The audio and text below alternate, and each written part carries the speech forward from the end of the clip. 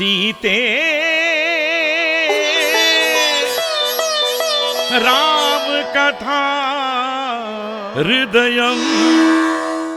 पूज्यवर, आपकी आज्ञा अनुसार पुरोहितों ने राज्याभिषेक के सभी मंगल कार्य पूर्ण कर दिए हैं। यदि और कोई विधान शेष हो तो कृपया बताएं, हम उसे श्रद्धापूर्वक संपन्न करेंगे। रामचंद्र, तुम्हारी सौम्यता और सरलता को देखकर मुझे अपार आनंद हो रहा है। सब कुछ जानते हुए भी जानने का अहंकार किए बिना विनय पूर्वक अपने से बड़ों से हमेशा पूछते हो। गुरुजनों और बड़ों की भक्ति में तुम एक आदर्श हो रामचंद्र। ये तो सभी में होने वाला एक सहज गुण है गुरुवर। गुरु के स्थान का क्या महत्व है, वो इस संसार को तुमसे सीखना चाहिए रामचंद्र। तुम्हारे विनय और गुणों की जितनी प्रशंसा करूं कम है, और देवी सीता भी तुम्हारी योग्य पत्नी है। ये सद्गुणों में तुम्हारे ही समान है। प्रशंसा न करें पूज्यवर। गुणवान पति की छाया बनकर जीना ही मेरे जीवन की सार्थकता है। पुत्री, तुम तो मिथिला में ही एक आदर्श पत्नी के सभी गुणों को सीख कर आई हो, ये मुझे ज्ञात है। रामचंद्र, कल के दिन तुम युवराज पद पर अभिषिक्त होने वाले हो। उसके पश्चात तुम्हारा सदाचार, सौजन्यता और सभ्यता और भी अधिक प्रकाशमान होनी चाहिए, इसलिए कि इस राज्य की प्रजा पहले से ही तुम में एक आदर्श राजा को देख रही है। जी पूज्यवर, हमें इसका ज्ञान है।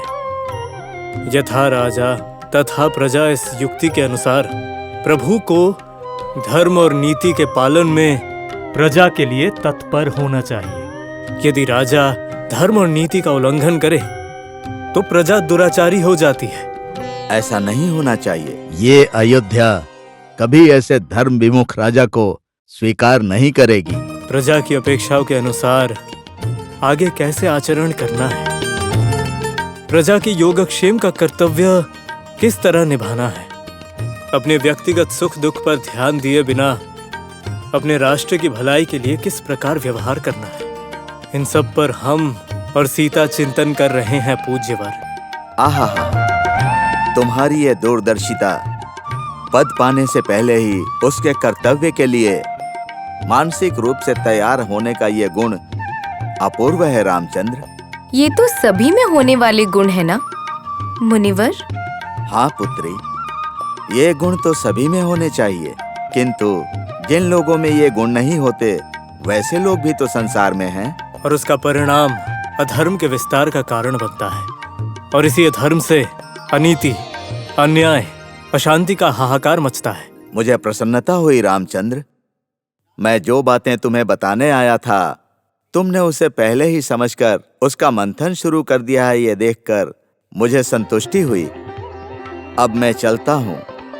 कल सुबह सूर्योदय होते ही राज्याभिषेक के लिए समस्त विधि विधान प्रारंभ करूंगा।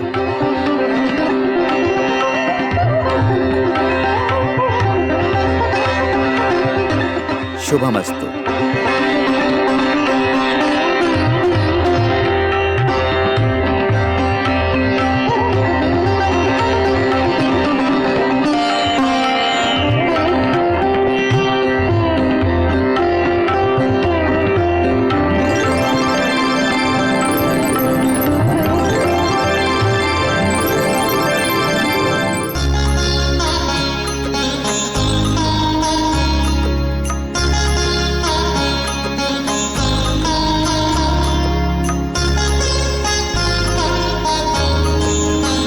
सीते, ये संयम भी एक तपस्या जैसी ही है। संयम अर्थात अपनी इंद्रियों पर नियंत्रण। व्यक्तिगत इच्छाओं से ऊपर उठकर कर्तव्यनिष्ठ होना महत्वपूर्ण है, क्योंकि प्रजापालन का भार जो उठाते हैं उनके लिए ये संयम अत्यंत आवश्यक है।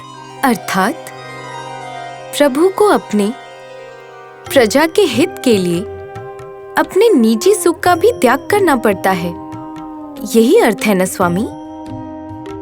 हाँ देवी, राजा के लिए उसका अपना सुख गौण होना चाहिए, प्रजा का हित प्रधान होना चाहिए। जब प्रजा संकट में हो और राजा सुख की शैया पर हो तो वो कर्तव्य भ्रष्ट कहलाता है। सिंहासन, अधिकार, सेना, ये सब प्रजा की सेवा के लिए है, न कि अपने और अपने परिवार के वैभव के लिए। राजा के लिए नीति और धर्म का पालन करना भी उतना ही आवश्यक है ना?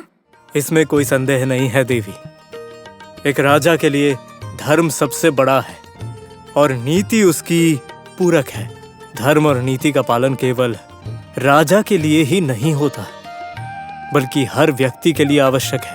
धर्म के साथ दृढ़ कदम रखने वाला ही एक सफल राजा बनता है। समझ गई स्वामी। संयम का अर्थ मुझे समझ में आ गया स्वामी। केवल समझने से कुछ नहीं होगा, उसे कार्य रूप में भी लाना होगा।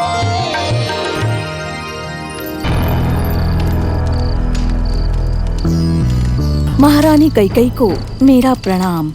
महाराज दशरथ आपसे मिलना चाहते हैं।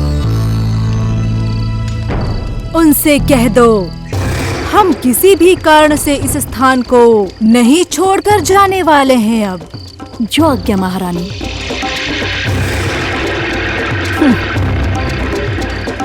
अगर हम वहां नहीं गए तो उन्हें यहाँ पर अवश्य ही आना होगा। आएंगे ही वो यहाँ पर, आएंगे वो यहाँ पर, आकर ही रहेंगे यहाँ।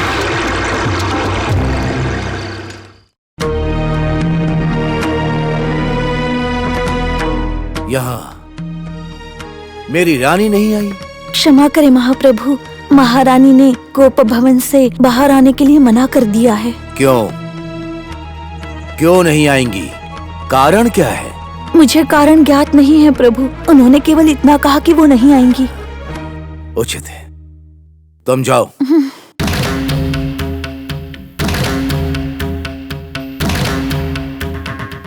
महारानी के कोप भवन में जाने का कारण क्या हो सकता है? हाँ, मैं स्वयं ही पूछता हूं कारण क्या है।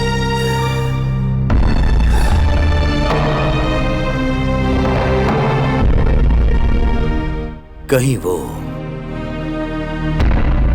राम के राज्याभिषेक के विषय को लेकर तो क्रोधित नहीं हो गई? कारण जो भी हो, मुझे उन्हें राम के राज्याभिषेक का समाचार देकर मनाना ही होगा। इससे उत्तम अवसर नहीं मिलेगा।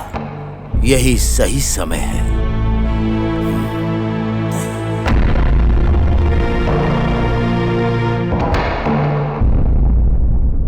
स्वामी। उर्मिला,